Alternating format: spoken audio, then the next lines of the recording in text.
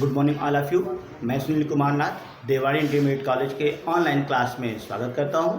आज हम कक्षा 9 के विज्ञान विषय के प्रथम अध्याय के विषय में अध्ययन करेंगे और इसमें हम पदार्थ की अवस्थाओं में चौथी और पांचवी अवस्था प्लाज्मा और बोस-आइंस्टीन कंडेंसेट के बारे में पढ़ेंगे। तो बच्चे स्टार्ट करते हैं प्लाज्मा और बोस-आइंस्टीन कंडेंसेट के विषय में। तो कॉपी पेन उठा लीजिए और स्टार्ट करते हैं। इस चैप्टर में हमने पहले ही पदार्थ की 3 अवस्थाओं के बारे में पढ़ लिया था। पदार्थ की अवस्था के बारे में पढ़ा था, तो उसमें हम लोग भौतिक अवस्था के आधार पर पदार्थ की 3 अवस्थाएं पढ़ते हैं। क्या पढ़ते हैं बेटा? पदार्थ की अवस्था हेडिंग में हम लोगों ने भौतिक अवस्था के आधार पर पदार्थ की 3 अवस्थाएं होती हैं। भौतिक अवस्था के आधार पर कौन कौन सी? ठोस, द्रव और गैस। तो ठोस, द्रव और गैस के बाद हमारे वैज्ञानिकों ने खोज किया और देखा, आधुनिक खोजों के आधार पर ये बताया कि पदार्थ की 2 और अवस्थाएं हैं। और वो 2 अवस्थाएं कौन कौन सी है? प्लाज्मा और बोस-आइंस्टीन कंडेंसेट। तो प्लाज्मा के विषय में अध्ययन करते हैं। पहला हेडिंग डालिए आप लोग, प्लाज्मा। तो प्लाज्मा क्या है? प्लाज्मा को पदार्थ की चौथी अवस्था माना जाता है। प्राकृतिक रूप से प्लाज्मा तारों, ब्रैकेट में यहाँ सूर्य लिखा हुआ है, में पाया जाता है। तो तारा, सूर्य भी हमारा क्या है? तारा है, जो बहुत हमारे खगोलीय पिंडों की अगर बात करें तो सूर्य भी हमारा एक तारा है और ये हमारे पृथ्वी से सबसे पास में है, इसलिए बड़ा और चमकीला दिखाई देते हैं। और बाकी तारे क्या है? बहुत दूर दूर है पृथ्वी से, इसीलिए वो छोटे और टिमटिमाते हुए दिखाई देते हैं। तो तारों में तापमान इतना अधिक होता है कि पदार्थ के कण या अणु जिनसे वो मिलकर बना होता है वो टूट जाते हैं। अणुओं से इलेक्ट्रॉन टूटकर मुक्त हो जाता है, शेष अणु आवेशित हो जाता है, जिसे आयन कहते हैं। अगर हम बात करें तो अगर किसी अणु के टूटने से 2 चीज़ बनती है, एक तो आपका मुक्त इलेक्ट्रॉन निकलेगा और उसके बाद आयन बनेगा। तो एग्जाम्पल के तौर पर देखो, अगर आप लोगों को बताया गया होगा छोटी क्लास से, फिर भी आप एग्जाम्पल के तौर पर यहाँ पर देख सकते हैं आप लोग। अगर हाइड्रोजन अणु है तो इसमें 2 हाइड्रोजन के परमाणु होते हैं इस तरह से, और अगर ये टूटेगा तो ये प्लस और माइनस के रूप में टूटता है।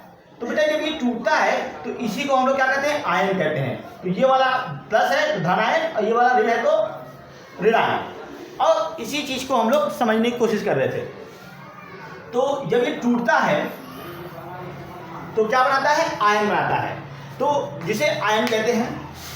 तारों में इन मुक्त इलेक्ट्रॉनों और आयनों का मिश्रण प्लाज्मा कहलाता है। तो आप ये समझ सकते हैं कि तारों में या किसी भी पदार्थ में जो मुक्त इलेक्ट्रॉन होगा और आयन होगा, उसका जो मिश्रण होगा उसी को हम लोग प्लाज्मा कहते हैं। तो प्लाज्मा की पूरी परिभाषा फिर से एक बार देख लीजिए, सुन लीजिए, समझ लीजिए फिर से। प्लाज्मा को पदार्थ की चौथी अवस्था मानी जाती है। प्राकृतिक रूप से प्लाज्मा तारों में पाया जाता है। तारों में तापमान इतना अधिक होता है कि पदार्थ के कण टूट जाते हैं, अणुओं से इलेक्ट्रॉन टूटकर मुक्त हो जाते हैं, शेष अणु आवेशित हो जाता है, जिससे आयन कहते हैं। तारों में इन मुक्त इलेक्ट्रॉनों और आयनों का मिश्रण प्लाज्मा कहलाता है। तो प्लाज्मा हो गया। तो अगर इसको उदाहरण के रूप में हम लोग समझना चाहें तो उदाहरण के रूप में समझ सकते हैं, सूर्य व अन्य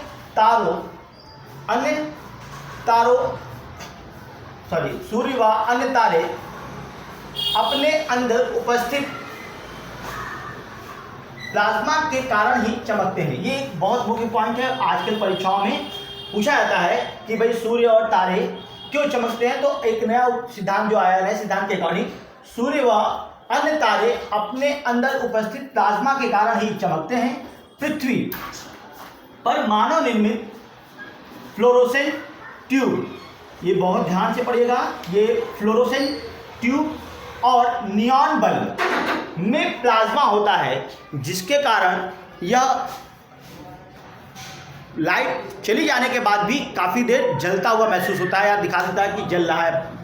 तो ये प्लाज्मा हो गया। उसी तरह से आजकल हम लोग प्लाज्मा टीवी की बात करते हैं, तो उसके अंदर भी ये पार्टिकल्स होते हैं, जिसकी वजह से पिक्चर ट्यूब्स वगैरह आपकी छोटी हो गई है, पतली हो गई, फ्लैट हो गई है, और जो और हम लोग प्लाज्मा का मीनिंग समझ सकते हैं वो हमारे ब्लड में होता है।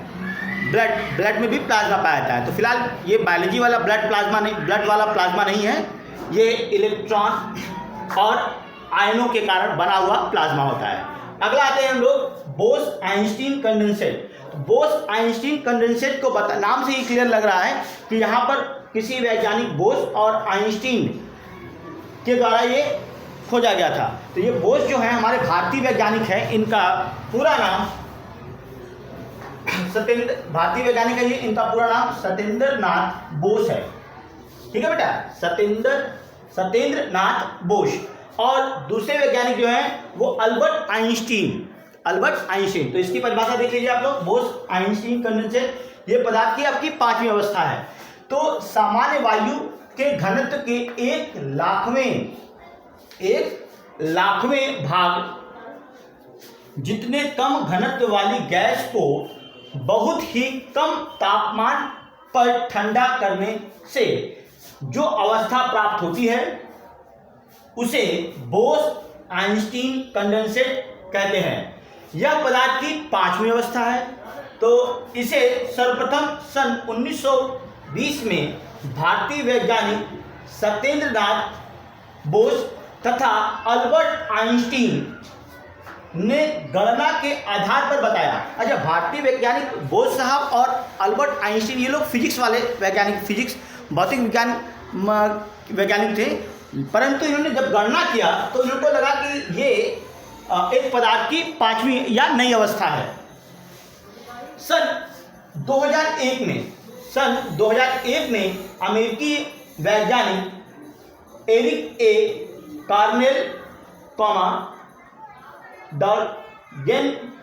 डॉफ्गेन कर्टले और कार्ल ई वेमॉन, ये 3 वैज्ञानिकों ने मिलकर के बोस-आइंस्टीन कंडेंसेट को प्रयोगशाला में तैयार किया और इसके लिए इन्हें 2001 का नोबेल पुरस्कार दिया गया भौतिकी का। ठीक है बेटा, तो ये पूरी प्रक्रिया है, ये नोट कर लीजिए आप लोग। और आज कक्षा 9 के विज्ञान का प्रथम अध्याय हमारे आसपास की वस्तुओं का चैप्टर समाप्त होता है। इससे संबंधित जो प्रश्नावली हो उसे करिएगा।